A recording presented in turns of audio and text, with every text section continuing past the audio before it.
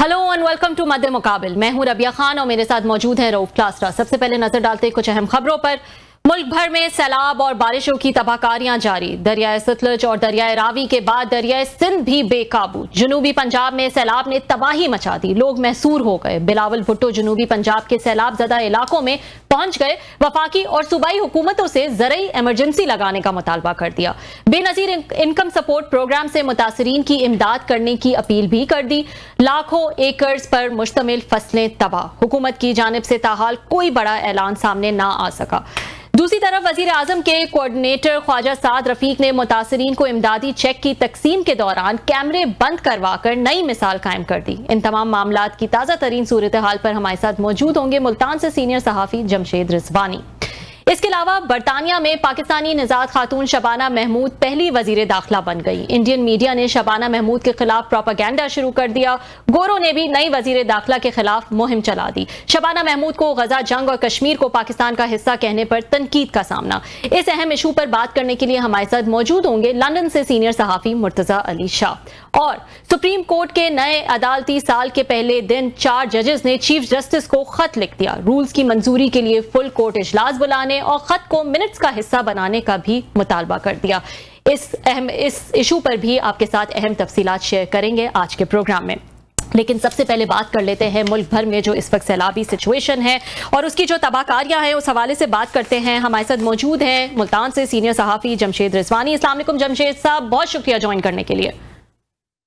जी वालेकुम सलाम। जी जमशेद साहब, क्या ताज़ा तरीन जो है सूरत हाल है इस वक्त मुल्तान में और इर्द गिर्द के इलाकों में? कहा जा रहा था कि एक नया मानसून स्पेल जो है, इंटेंस मानसून स्पेल जो है वो दाखिल हो रहा है। इस वक्त क्या सूरत हाल है? देखिए, इस वक्त पंजाब का जो सैलाब है वो अगर कहीं पर पूरे अपने जौबन पर है, जौबन इस लिहाज से कि जो उसकी तबाही है वो साउथ पंजाब इस वक्त उसका मरकज है। मुल्तान से का वो गुजर रहा है और मुल्तान में जो मुल्तान का जो बंद बोसन है, नवाबपुर है, अब हेड मोहम्मद वाला ब्रिज है और शेरशाह से पहले इस वक्त पानी की सतह मुसलसल बुलंद हो रही है।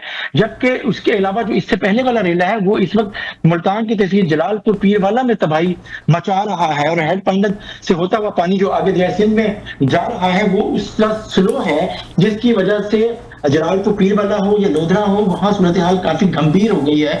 और जबकि दूसरा रेला इस वक्त मुल्तान की हदूद में दाखिल हो चुका है जो तरीमू से आ रहा है, तो इस वजह से जो मुल्तान की जो इंतजामिया है और जो वो शदीद प्रेशर में भी है इस वक्त, अगर आप देखें तो पूरी पंजाब हुकूमत का इस वक्त पूरा फोकस साउथ पंजाब पे नजर आ रहा है कि यहाँ पे जो इस वक्त कैफियत है वो ये है कि पानी स्लो निकल रहा है यहाँ से। और मुल्तान जब तरीमू से आगे पानी है उसकी रफ्तार वो नहीं है जो आप अपर पंजाब से जो पानी आया है दरियाओं में, और उसके बाद जब तरीमू के बाद इतना स्लो हो गया है कि वो जाकर पानी हेडवर्स पे उसकी रफ्तार और सुस्त हो गई है। जबकि उससे आगे जब सिंध की तरफ गया तो वो फैलाव उस दरिया का फैल जाता है तो पानी और आहिस्ता से निकलता है।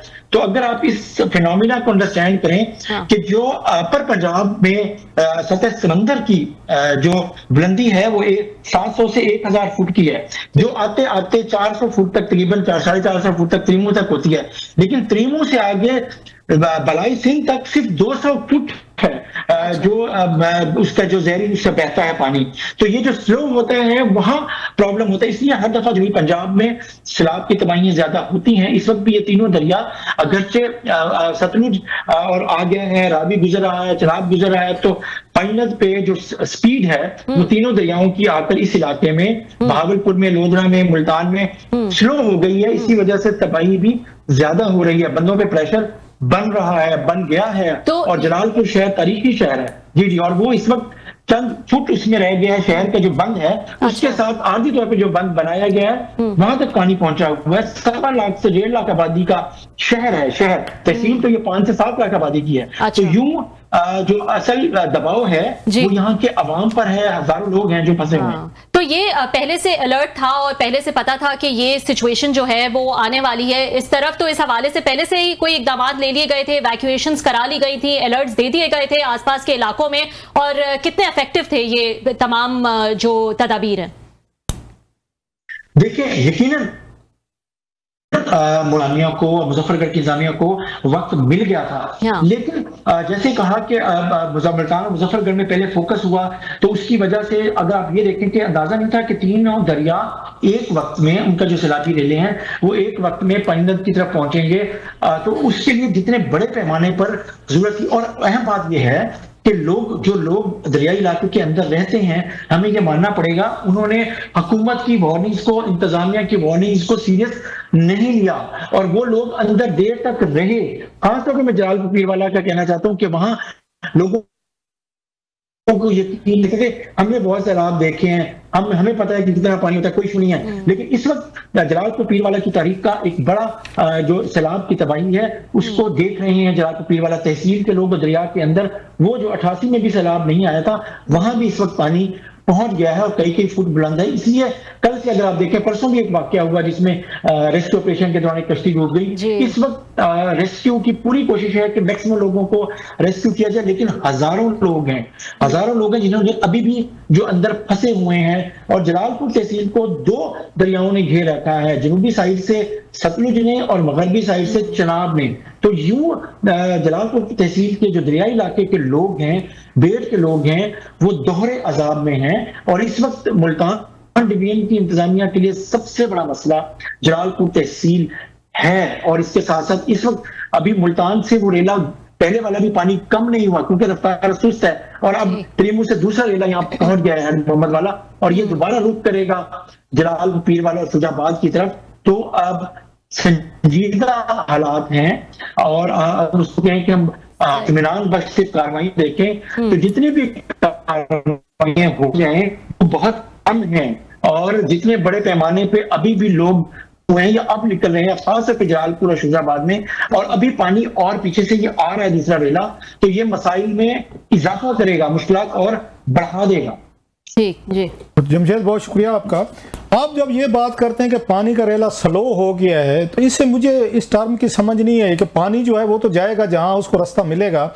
अगर वो फैल भी रहा है साउथ में, मुख्तलिफ इलाकों में आबादियों को जा रहा है, तो भी तो पानी है वो तेजी से, कि रोक तो नहीं जाता पानी में। स्लो होने की मुझे नहीं टर्म समझ आ रही कि slow in what sense slow, पानी का अगर आ रहा है वो तो फैलेगा, हर साइड पे जाएगा। या हमें इसमें थोड़ा सा इसका मतलब ये है कि फिर हमने इन तमाम सालों में वहां आबादियां बना दी हैं, हमने वहां पे जो नेचुरल कोर्सेज थे उनको डेवलप कर दिया है, जो उसके अपने रास्ते थे, अपने वो थे, घर बन गए, बंद बन गए हैं, या कुछ और चीजें कंस्ट्रक्शन वगैरह हो गए, लिहाजा वो पानी को सीधा जाने के बजाय साउथ में वो जाए समंदर की तरफ या सिंध की तरफ, वो यहीं साउथ में फैल रहा है, इधर उधर जा रहा है। ये अगेन इज इट ट्रू जो मैं समझ रहा हूं, या कोई और रीजन है इसकी? नहीं, एक बड़ी रीजन रऊफ साहब अंडरस्टैंड करने की जरूरत है, मैंने पहले भी हल्का सा जिक्र किया, वो ये है कि जब पानी अगर आप देखें अपर पंजाब से ये सारे दरियाओं का आया है, तो वहां सतह समंदर से ये जो शहर हैं, गुजरात हो, रावलपिंडी हो, लाहौर हो, उनका जो हाइट है वो आपको पता है कि 700 से 1000 फुट है। जब त्रिमू पर आते आते वो हाइट जो है, ढलवान जो स्लोप है वो 400 450 फुट रह जाती है, लेकिन जाता है इस तरफ, तो वो सिर्फ बलाई सिंध तक भी, अगर गुद्दू तक चले जाएं और आगे सक्कर बराड़ तक चले जाएं, तो सिर्फ 200 फुट सतह समंदर नीचे आता है कि बुलंदी कम होती है टूवर्ड्स, अगर आप सिंध की तरफ चले जाते हैं। इसी वजह से यहाँ पानी उस रफ्तार से नहीं गुजरता जिस रफ्तार से वहां अपर पंजाब से इंडिया से पानी आता है। ये बताइएगा, नेचुरल स्लोप जो है, ये बताइएगा, ये पहली दफा हो रहा है जो आप फिनोमेनन बता रहे हैं कि 200 की उसकी वो है ऊंचाई है, या उस पे वो कम हो गई, या पहले भी ऐसे ही था, इसी तरीके पहले भी ऐसे ही होगा? कोई नया फर्क तो नहीं पड़ा होगा, कोई नई चेंजेस तो नहीं? देखिए एक तो यकीनन जो अंदर आबादियां हैं दरियाई इलाके में, बेट में, वो बड़ी हैं, अब रकबे आबाद हुए हैं, लोगों ने उसमें घर बनाए हैं जो आप बात करें। हर दफा 88 के बाद ये ऐसा पहली दफा हो रहा है कि पंजाब के तीनों दरियाओं में सैलाब है, और इत्तेफाक से तीनों दरिया इकट्ठे इस वक्त हो गए हैं हेड पानीनद पर। तो ये फिनोमेना हमने अपने 30-35-40 साल में पहली दफा हुआ है कि 3 दरियाओं के रेले एक वक्त में कौन से 3 दरिया आता है? एक मिनट जमशेद, आगे पीछे होते हैं। ये 3 कौन से हैं? एक तो चनाब हो गया, और साथ में चनाब हो गया, और उसके साथ आपको पता है खानेवाल से अब्दुल हकीम से रावी शामिल हो रहा है। 1,30,000 क्यूसिक वो है, 5,40,000 क्यूसिक का रेला कल से तरीमू से आया है। 1,30,000 क्यूसिक का जो पानी है वो है सिदनाई हेडवर्क से रावी का पानी मुल्तान में चनाब में दाखिल हुआ है। सतलुज का आपको पता है कि 1.5 लाख क्यूसिक का पानी आपको पता है कि वो भावलपुर से होता हुआ भावलनगर में तबाही मचाने के बाद अब वो आ गया है ये पानीनद हेडवर्क पे। तो इन तीनों दरियाओं के ये जो रेले हैं, अगर हम इसको आप देखते कि 6 लाख क्यूसिक से ज्यादा पानी का अखराज पानीनद हेडवर्क पे। अच्छा जमशेद ये बताएं टोटल इस वक्त टोटल कितनी आबादी, कितने लोग आपका अंदाजा है, कोई एडमिनिस्ट्रेशन ने फिगर दिए होंगे जो अफेक्ट हुए इससे, दरिया हो रहे हैं इस वक्त? आपको मैं मुल्तान का जो ऑफिशियल फिगर है जो मुल्तान की ज़िला इंतजामिया ने शायद जारी किया है वो 3,66,000 लोगों से ज्यादा लोग हैं जिनको जो कच्चे के इलाके से मुतासिर हुए, जिनका इंतखला किया गया है, और अभी जो लोग अंदर है वो और हैं। इसी तरीके से 3,44,000 से जिला मुजफ्फरगढ़ के हैं। इसी तरीके से आप जिला लोधरा के जो लोग हैं वो भी 1.5 लाख लोग हैं उस आबादी में। तो आप खुद अंदाजा लगा लें। और वैसे मजमूई तौर पर जब आप भावलनगर की बात करते हैं, आप विहाड़ी की बात करते हैं, आप खानेवाल की बात करते हैं और भावलपुर की बात करते हैं, तो ये 15 से 20 लाख लोग हैं जो बराह रास्त इस दरिया के जो रेले हैं, इन दरियाओं के रेलों से डिस्प्लेस हुए हैं, मुतासिर। अच्छा जमशेद इनका ये बहुत बड़ा फिगर है, इट्स ह्यूज, से 15-20 लाख बहुत बड़ा फिगर है जो साउथ का बता रहे। मैंने पहले कभी इतनी बड़ी तादाद में नहीं सुना जो आप बता रहे। It's massive, it's huge human crisis. तो इनके खाने पीने का, रिहाइश का, मेडिकल का, इन तमाम चीजों का कौन मतलब हु इज लुकिंग आफ्टर, और क्या प्रॉपर फैसिलिटीज हैं वहां पे? इसको कैसे खाने पीने का, इनकी रिहाइश का वो क्या सिस्टम है सर, वहां पे क्या किया गया है? देखिए PDMA ने मतलब पंजाब हुकूमत ने जिला इंतजामिया को, डिवीजन इंतजामिया को फैसिलिटेट किया है। हर जगह पर मुल्तान में तकरीबन 40 से ज्यादा कैंप हैं जो लगाए गए हैं, फ्लड रिलीफ कैंप हैं। लेकिन आपको पता है कि लोग उन कैंपों में, खासतौर पर जलालपुर और लोधरा में जो सूरत हाल है, अब लोग उन कैंपों में आना शुरू हुए हैं। उसके अलावा जो लोग हैं पहले उन्होंने वेट किया है कि ये सैलाब है गुजर जाएगा, जब वो फंसे हैं लोग, उनको अंदाजा नहीं था कि पानी की सतह पहुंच जाएगी। मुल्तान में जो एक बड़ा मसला है वो अपॉर्चुनिटी भी थी और मसला भी है। वो मसला है मुल्तान का हेड मोहम्मद वाला का ब्रिज, उसका जो उसके दले हैं, गेट्स हैं, जो पिलर्स हैं वो बहुत छोटे हैं और वो 1 किलोमीटर का है। अब जब दरिया आपको 6 लाख क्यूसेक पानी का आ रहा होता है तो उसको जब 1 किलोमीटर से गुजरना होता है तो आपको पता है कि वो पीछे बैक आता है वापस, और वो इलाका बंद मौसम से लेकर। जमशेद ये बताएं जब इतने बड़े पैमाने पे एक ह्यूमन डिजास्टर हम देख रहे हैं तो क्या ये ज़िले इंतजामिया खुद ये करने की कोशिश कर रही है, हैंडल करने की? कोई इंतजामिया के पास तो कोई ट्रेनिंग नहीं है। फ्लड को रोजाना या हर साल तो पाकिस्तान उधर आते नहीं है साउथ में या पाकिस्तान में, वो तो कई अरसे बाद आते हैं। रेस्क्यू टीमों को भी ट्रेनिंग नहीं है, जितने भी रेस्क्यू वाले बेचारे कोशिश करके देखे, they are not trained, boats नहीं है उनके पास। हम देख रहे थे लोग खुद ही फटे शटे बना के रेस्क्यू कर रहे थे। क्या कि इन्होंने इंतजामिया ने, पंजाब हुकूमत ने कोई आर्मी कॉल नहीं की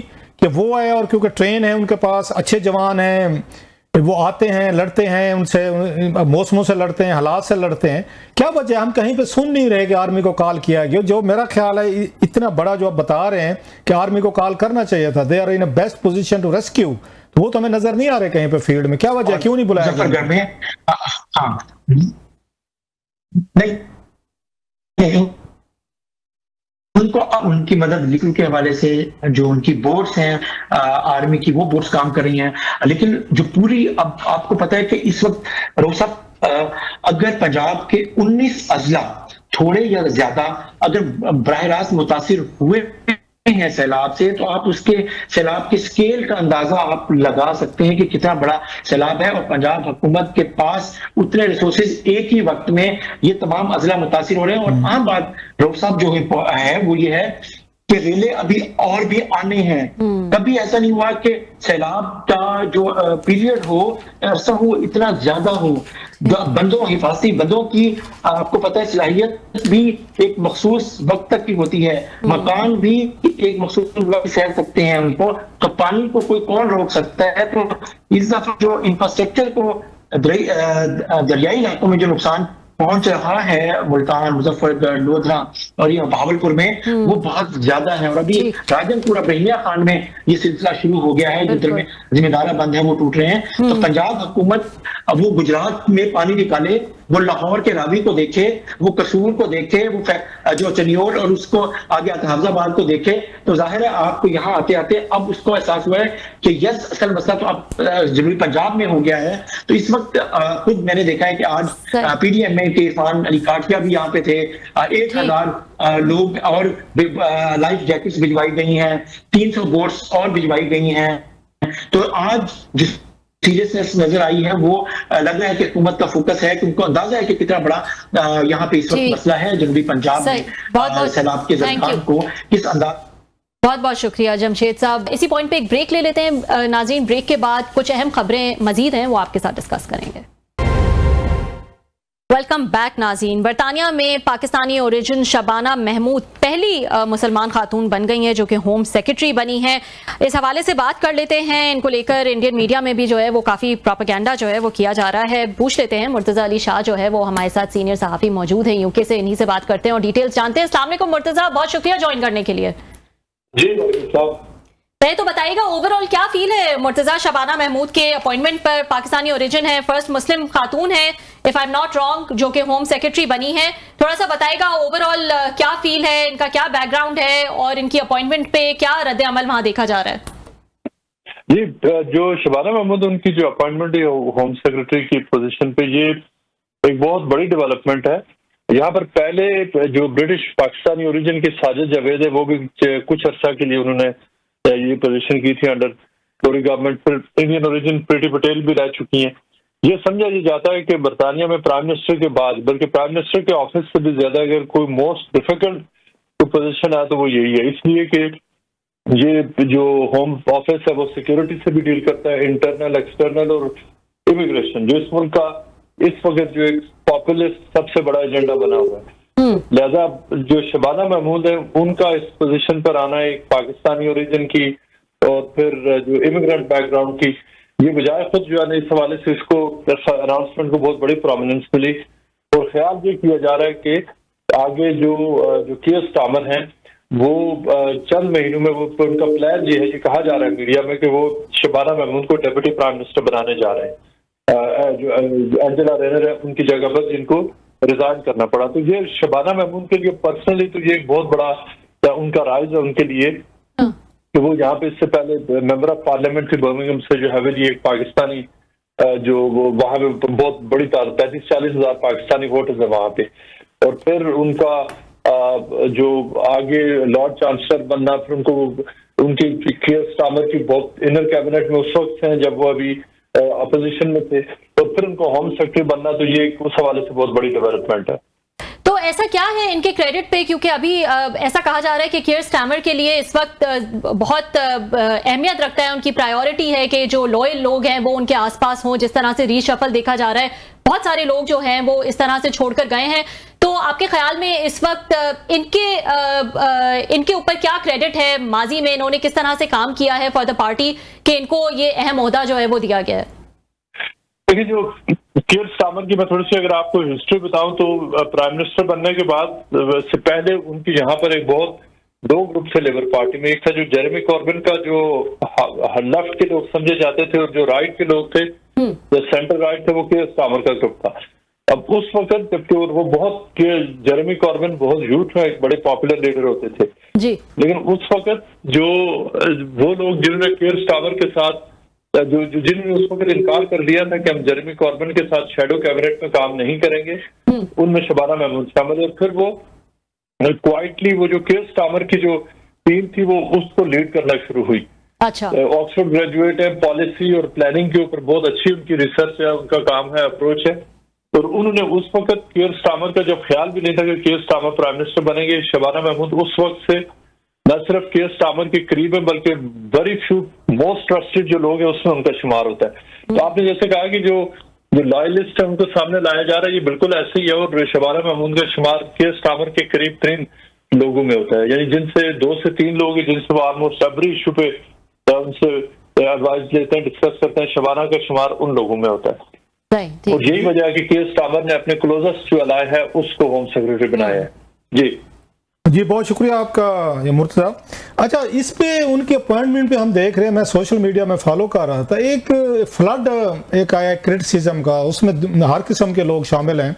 साउथ पाकिस्तानी कम्युनिटी तो खुश हो गई या मुस्लिम कम्युनिटी जो है, लेकिन जो गोरे हैं वहाँ पे वो भी इस चीज़ से खुश नहीं है, बल्कि बहुत सारी इनके वीडियो क्लिप्स आ रहे हैं जिसमें वो दिखा रहे हैं कि उनकी गुफ्तगू हमास के हवाले से है, मुसलमानों के हवाले से है, या और बहुत सारे इश्यूज हैं। यू माइट अंडरस्टैंड, वो समझते हैं जनाब ये जो बायस इमिग्रेंट्स हैं, स्पेशली मुसलमान जो हैं, ब्रिटिश सोसाइटी पे कब्जा कर लिया है, उसकी वैल्यूज चेंज कर रहे हैं, एजुकेशन सिस्टम चेंज कर रहे हैं, शरीयत लाना चाहते हैं। और शबाना साहबा यही लगते थे कि वो भी शायद ये इसी कैंपेन का हिस्सा रही हैं। How do you see that? पहली दफ़ा हम देख रहे हैं कि किसी के आने से इतना बड़ा वहाँ पे एक रोला पड़ गया है, और उस पर इल्ज़ामात जो मैंने बताया कि इसी तरीके के हैं कि इमिग्रेंट्स जो हैं नाउ दे आर डोमिनेटिंग इसको ब्रिटेन को, और जो ये ब्रिटेन का कल्चर है तो वो बड़े बुरे तरीके से मुतासर हो रहा है। ये वाकई वहाँ पे नजर आता है या हम यहाँ पे बैठ के ये गलत रीड कर रहे हैं? ये क्लासा साहब बड़ा इंपॉर्टेंट क्वेश्चन आपने पूछा है और बहुत रेलिवेंट है। देखिए, इस सब चीज का क्रेडिट जाता है इलॉन मस्क को। इलॉन मस्क ने जो एल्गोरिदम है ना वो वेस्ट में चेंज कर दिया है, जिसमें आपको जो रेसिस्ट, इस्लामोफोबिक और जो नफरत और जो हेटफुल लोग हैं ना उनकी जो चीजें हमें वो एम्पलीफाइड, जो चीजें आप कह रहे हैं जो आपने देखा है, हमने एग्जैक्टली यही हम लंदन में देख रहे हैं। उसमें उन्होंने शबाना महमूद की पैलेस्टाइन के हवाले से पुरानी एक स्पीच उठा के कह रहे हैं कि अच्छा ये तो टेररिस्ट की हमायती है। फिर उन्होंने दुपट्टा उड़ा हुआ है, वो कह रहे हैं कि ये जो है ना ये तो देखें शरिया नाफिज करना चाहती है। मस्जिद में वो सादिक खान के नजर आए थे इकट्ठे, वो कहते हैं देखें ये तो अंदर से छुपे हुए ओसामा बिन लादेन के सपोर्टर्स हैं। पिछले इलेक्शन में मैंने उनको एक इंटरव्यू किया था, तो वो उर्दू में बहुत अच्छी उर्दू बोलती हैं और इंग्लिश, तो मैंने उनसे कहा कि आप जो मीरपुरी जो झेलम वाली जबान है वो भी बोले। वो भी बोलती है, मैंने सुना है उनको, वो तो यहाँ की झेलम मीरपुर वाली ये जबान है वो बड़ी अच्छी बोलती है, मैं सुन रहा था क्लिप उनका। तो वो क्लिप लगा के जहाँ पे जो है ना जो ब्रिटिश नेशनल पार्टी और टॉमी रॉबिन्स जो रेसिस्ट है उनके जो सपोर्टर्स, वो कह रहे हैं कि देखें ये तो इस मुल्क में इंग्लिश खत्म करके कोई और जबान लाना चाहती है। अच्छा। तो ये पूरी जो हेट है, देखें प्रीति पटेल थी जो इंडियन हिंदू बैकग्राउंड से थी, वो बनी थी होम सेक्रेटरी, तो बहुत मतलब इक्का दुक्का आवाजें थी कि नहीं वो जहाँ पे बात जो रेसिस्ट टिका देते कि नहीं हम जैसे नहीं। अच्छा, ये बताइएगा, हालांकि इंडियन ओरिजिन के प्राइम मिनिस्टर भी रहे हैं, वो आप बता रहे हैं कि उनके पहले वो भी रही हैं, उनके सेक्रेटरी दाखिला या इस तरह जो होम सेक्रेटरी रहे हैं। क्या वजह है कि जब कोई मुसलमान या कोई पाकिस्तानी लगता है तो फौरी तौर पर ब्रिटिश सोसाइटी फील करती है, इनसिक्योर फील करती है कि हमारे पे कोई अटैक आ रहा है, हमारे ऊपर मसला हो रहा है? आप इसको कुछ 7/11 से लिंक करते हैं जो 2006 वाले अटैक्स हुए थे, या वहाँ पे उसके बाद बहुत सारी कंस्पिरेसीज हुई, मुसलमानों का समझा जाता है कि ये उसमें टेररिज्म में इन्वॉल्व हैं, ये हेट में इन्वॉल्व हैं, या ये वहाँ पे एजुकेशनल इंस्टीट्यूशंस हैं, शरीयत लाना चाहते हैं, इन्होंने एजुकेशन को कब्जे किए हुए हैं, बला बला चीज़ें आपको पता है। सो कुछ इसमें उन लोगों का कसूर है या कुछ हमारा भी है? वो कहते हैं कोई शहर के लोग भी जालिम सन, कोई सानू मरना था शौक भी सी, हम मतलब मुसलमान या हमारे पाकिस्तानी जो हैं इनको क्यों ऐसे वहाँ समझा जाता है? आप खुद बता रहे हैं कि इंडियंस हैं उनको नहीं समझा जाता, तो हमारा कोई बंदा आ जाए तो उस पर वो बहुत सारा, हमारा भी कोई कसूर है कहीं पे, या सारा यूरोपियन का या ब्रिटिश सोसाइटी का कसूर है? इसकी देखिए दो बातें, एक तो ये कि ओवरऑल जो है ना ये अगर आप ब्रिटिश सोसाइटी को कहें उसका एक ये सेगमेंट है, ये जो लेफ्ट जो फार राइट है ना यहाँ पे जो रेसिस्ट है, ये सारे रेसिस्ट अकाउंट्स है जहाँ से ये चल रहा है। इस वक्त इमिग्रेशन की वजह से ओवरऑल यहाँ पे पोलराइजेशन है। सिचुएशन ये है क्लासा साहब की जो रिफॉर्म है, जो हार्ड राइट की पार्टी है, एंटी इमिग्रेशन है, आज अगर इलेक्शन होना तो वो क्लीन स्वीप कर जाए। टोरी पार्टी जो ट्रेडिशनल कंजर्वेटिव राइट विंग थी उसको भी उन्होंने रिप्लेस कर लिया। तो इस वक्त एक पूरे मुल्क में जो इमिग्रेशन की वजह से एक वो फजा तो बनी हुई है ना, anti immigrant, anti Muslim, anti asylum Sikar, anti refugee, उसमें सारे ही आते हैं, इंडियंस और सबको वो लपेटा जाता है। लेकिन जब फोकस है कि एक पाकिस्तानी ओरिजिन की कोई बंदी बनी है, मुसलमान बनी है, तो इस तरह की जो विट्रियोल है, जो हेट है, ये ऋषि सनक हूँ, प्रीति पटेल हूँ या डेविड लेमी है जो ब्लैक है वो फॉरेन सेक्रेटरी बने, किसी के ऊपर वो अटैक्स नहीं है जो शबाना के ऊपर हो रहे हैं। वजह उसकी वही दो है कि मुसलमान होना, मुसलमान बैकग्राउंड होना, पाकिस्तानी होना, शलवार कमीज उन्होंने पहनी हुई है, और ये चीज सईदाबाद से बनी थी उस वक्त। अच्छा, ये बात मुर्तजा मैं खुद भी रहा हूँ, आप तो खैर वहीं पे, मैं खुद भी लंदन रहा हूँ, पढ़ता भी रहा हूँ, 2-1 साल मैं भी रहा, रिपोर्टिंग भी की, सब कुछ किया। तो ये ब्रिटिश सोसाइटी में तो ये चीजें नहीं थी, उन्हें कोई फर्क नहीं पड़ता कि आपने शलवार पहनी हुई है, आपने कोई पजामा पहना हुआ है, आपने शर्ट पहना हुआ है, आपने मतलब बहुत को मुनासिब सा जो भी दिल करे। पहले वहां तो ये प्रॉब्लम ही नहीं थे सर, कौन सी जबान बोल रहे हैं, रंग क्या है, कलर क्या है, हिजाब है। यानी मैंने अभी की बात है 2006, 7, 8 में मैं वहां पे जब ठहरा हुआ था, तो मुझे आज मैं एक ट्वीट पढ़ रहा था, वहां पे एक खतून गोरी ने लिखा हुआ था, उसने हम मुसलमानों को ट्रफलगर स्क्वायर या वहां लंदन में 5 वक्त की ये अजान देने की इनको आज़ादी है, हमारे चर्च की बेल्स बज जाए तो ये एतराज़ कर देते। इज इट सो कि हम वहां पे जाके हमने भी डिक्टेशन करनी शुरू कर दी है, उनको तंग कर दिया है, जिज कर दिया है कि अब आप अपनी ज़िंदगी हमारे मुताबिक गुजारें, क्योंकि हम यहाँ पे आ गए, लिहाजा ये चीज़ें हमारे ये मजहब, कल्चर या सकाफत के मुताबिक होनी चाहिए। कोई हमारा भी इसमें, जो मैं बार बार पूछ रहा हूँ, इतनी तो ब्रिटिश सोसाइटी ये नहीं थी सर। जो चीज़ें आप बता रहे हैं कि शलवार पहनने पे, उस शलवार कमीज पे या उस पे ये पोठवारी बोलने पे या पहाड़ी जबान बोलने पे उनको मसले पहले तो नहीं होते थे उनको कभी। साहब इसमें जो हमारा कसूर है ना, वो तो एक बहुत बड़ा फैक्टर है। तो वो बताएं ना, वो बताएंगे तो उनके रिएक्शन की हमें समझ आएगी कि वो क्यों रिएक्ट कर रहे हैं। प्रॉब्लम तो मैं कह रहा हूँ उसी की तरफ यार, देखिए 9/11 से लेके सबको इजाजत है, ये हिंदू भी करते हैं, मुसलमान, दुनिया के जितने भी यहाँ पे सबसे ज्यादा मज़ाहिब इस मुल्क में, सबसे ज्यादा कल्चर यहाँ पे तकरीबन 500 लैंग्वेजेस बोली जाती हैं। ये लिबर्टी इस मुल्क में सबको है करने की। चक्कर ये होता है कि जब हम करते हैं तो वो जरा हाईलाइट ज्यादा हो जाता है, ठीक है। उसको फिर जो रेसिस्ट है वो इस इंतजार में बैठे हैं कि मुसलमान निकले। अच्छा देखें, 2-3 दिन पहले यहाँ यहूदियों ने जुलूस निकाला, लंदन में तकरीबन 35 से 40 हजार थे, वो एंटीसेमिटिज्म के खिलाफ। आपको कोई नेगेटिव चीज वहां नजर नहीं आएगी। लेकिन आपने खुद बताया ना मुर्तजा, आपने खुद बताया ना कि जब वहां 7/7 ये बम्बिंग हुई थी, आपको याद होगा, बड़ी तादाद में, मेरा ख्याल जुलाई को 7 जुलाई 2006 में हुए। SIS वगैरह में यहीं से भी ये सारे ब्रिटिश बॉर्न गए उधर इराक में, उन चीजों में लड़े। फिर नहीं नलायमन, वो बहुत सारे रीजन है। और फिर बाद में सुनते फिर कभी फर्टिलाइजर बम, कभी ट्रेन को उड़ाने की चीजें, वो सारी चीजें तो लंदन में होती रही हैं। तो मीडिया ने तो वही रिपोर्ट करना था जो चीजें हो रही थी। हमें अगेन थोड़ी सी रिस्पॉन्सिबिलिटी हमें भी तो लेनी पड़ेगी ना उनका रिएक्शन समझने के लिए, कहीं ना कहीं पे। और बहुत सी ब्रिटिश बाहर ने मोस्टली जो चीजें हैं, कोई पाकिस्तान से या किसी और मुल्क से नहीं गए, लोकल हैं, वहीं के ये पल्ले बड़े बच्चे पढ़े हुए वहीं के बच्चे हैं जो जिन पे ये इल्जामात लग रहे थे टेररिज्म के, इन चीजों के। जैसे अभी वैसे भी मैं ऐड करना चाहूँ कि ग्रूमिंग गैंग वाला इशू भी आया था, वो कितना उसकी वजह से कितनी बदनामी जो है वो हुई, तो ये ऐड करता है जो है इन चीजों में। एक ब्रेक लेते हैं नाज़रीन, ब्रेक के बाद दोबारा हाजिर होंगे। वेलकम बैक नाज़रीन। आज एक अहम वाकया जो है पेश आया। इमरान खान की बहन अलीमा खान जब मीडिया से गुफ्तगू कर रही थी, काफ़ी सारे सहाफ़ी वहां पे खड़े थे, तो कुछ हंगामा आराई हो गई। इसकी तफसीलात क्या हैं, आखिर माजरा क्या था, इस हवाले से हम बात कर लेते हैं। हमारे साथ मौजूद है दानियाल हाशमी, सहाफ़ी दानियाल हाशमी, जो कि उस वक्त वहां पर मौजूद थे। अस्सलाम वालेकुम दानियाल, बहुत शुक्रिया ज्वाइन करने के लिए। जी वालेकुम सलाम, आपका भी शुक्रिया। जी दानियाल, बताइएगा डिटेल में जरा कि आखिर वाकया क्या हुआ, कैसे हंगामा आराई हुई, किसने पहले शुरू किया, और फिर हमने देखा जो विजुअल्स थे वो तो बहुत ही अफसोसनाक थे, जिस तरह से उनकी मार पिटाई जो है वो की गई एक सहाफी की। तो हुआ क्या आखिर?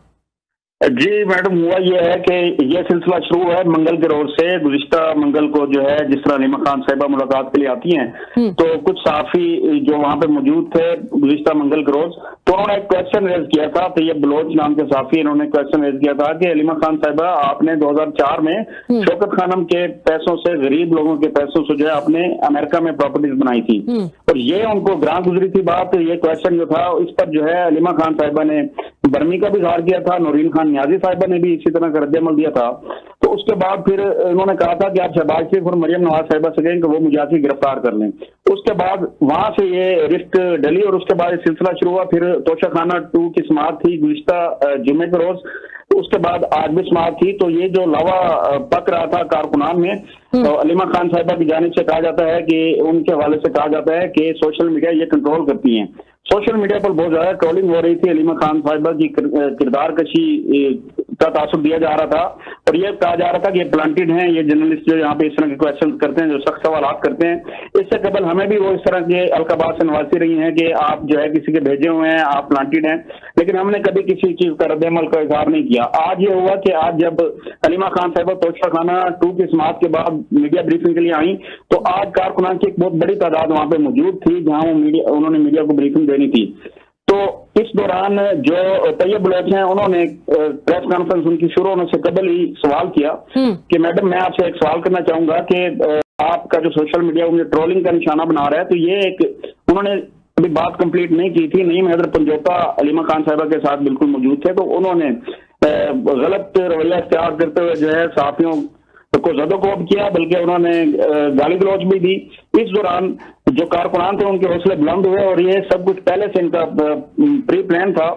इन्होंने उसके बाद जो है आगे मैं बैठा था तो मुझे इन्होंने धक्का दिया, उसके बाद मुझे भी जदोकोब किया गया। फिर तैयब बलोच साहब को उन्होंने पकड़ा, फिर नेशनल मीडिया ने इनका बाइकआउट किया और उसके बाद फिर ये डिजिटल मीडिया के जो उनके अपने लोग हैं वो लाहौर से कुछ इनके अपने डिजिटल मीडिया के जो वर्कर्स होते हैं वो यहाँ पे आए होते हैं अडियाला, वो भी कवर कर रहे थे। फिर नेशनल मीडिया ने इनका बाइकआउट किया और उसके बाद ये है कि पुलिस भी हरकत में आई, उन्होंने जो है चंद गिरफ्तारियां की और फिर बाद में पता चला कि ताल जो है कुछ लोगों को रिहा भी कर दिया गया है।